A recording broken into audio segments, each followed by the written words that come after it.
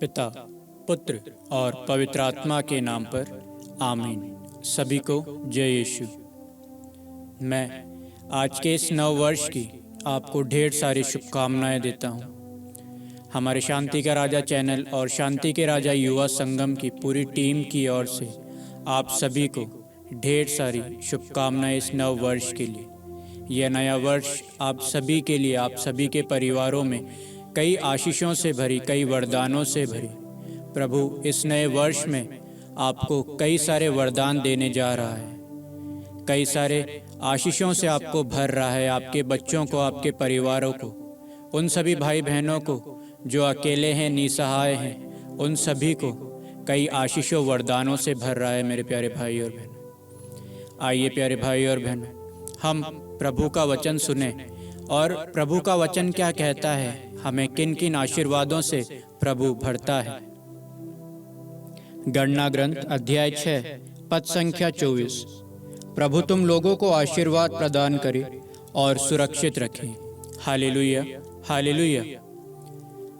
आइए प्यारे भाई और बहन, मैं इस वचन के द्वारा आप सभी के लिए प्रार्थना करता हूँ कि प्रभु यीशु के नाम से जितने भी बच्चे बीमार हैं, जितने भी बच्चे पढ़ाई में कमज़ोर हैं, उनकी बीमारी को प्रभु दूर कर रहा है। उनकी पढ़ाई में उन्हें ज्ञान प्रदान कर रहा है। जितने भी बच्चे दिमागी रूप से कमज़ोर हैं, उन्हें प्रभु ज्ञान दे रहा है। जितने भी युवा साथी अकेले हैं, परेशान हैं, दुख तकलीफ़ में हैं, गलत संगति में हैं, प्रभु उन्हें अच्छा मार्ग दिखा रहा है। प्रभु उन्हें सन्मार्ग प्रदान कर रहा है। जितने भी युवक युवतियाँ अकेले हैं या जो युवक युवती अपने जीवन साथी की तलाश में हैं, प्रभु उन्हें वैवाहिक जीवन का वरदान प्रदान कर रहा है।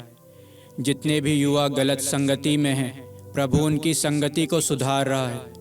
जितने भी परिवार टूट रहे हैं, जिनके परिवारों में प्रेम, भरोसे, विश्वास की कमी है, प्रभु उनके परिवार में विश्वास को, भरोसे को, प्रेम को बढ़ा रहा है। जो परिवार टूट चुके हैं, अलग हो चुके हैं, प्रभु उनके परिवारों को जोड़ रहा है।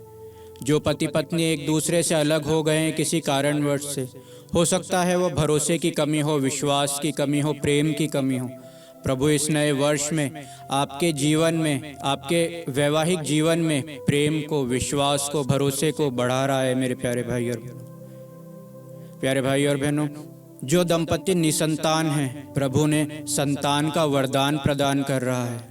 जो व्यक्ति गंभीर बीमारी से ग्रसित है, जिन्हें नहीं पता कि हमें क्या करना है, अब हम किस डॉक्टर के पास जाएं, किस हॉस्पिटल में अपना इलाज करने जाएं, आप अपना भार प्रभु पर छोड़ दीजिए, क्योंकि प्रभु का वचन कहता है कि तुम अपना भार मुझ पर छोड़ दो।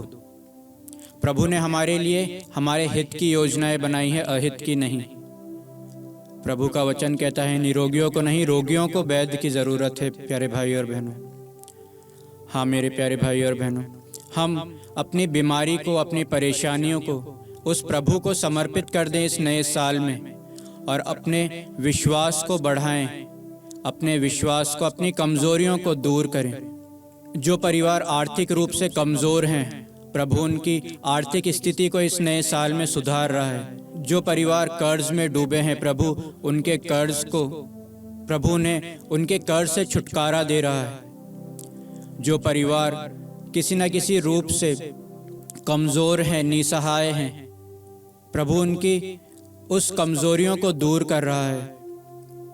प्रभु आपको कई आशीषों, कई वरदानों से इस नए साल में भर रहा है। प्रभु आपको सुरक्षित रख रहा है हर दुख तकलीफ, हर बीमारी, हर परेशानी से। हाँ मेरे प्यारे भाई और बहनों, इस नए साल में आपको प्रभु कई आशीषों से भर रहा है।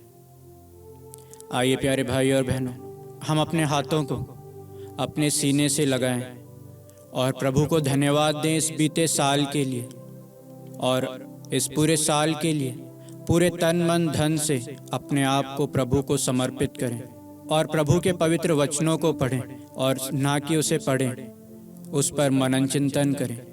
परिवार में एक साथ बैठकर प्रार्थना करें, रोज़री करें, पवित्र वचनों को पढ़ें, सुनें और दूसरे लोगों को बताएं।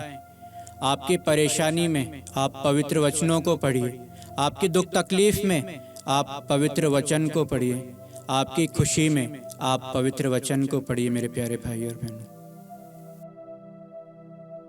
प्यारे भाई और बहनों, इस नए वर्ष में प्रभु आपको कई वरदान देगा और देने जा रहा है मेरे प्यारे भाई और बहनों। जो भी युवा परेशान हैं, उनकी परेशानियों को प्रभु ज़रूर दूर करेगा।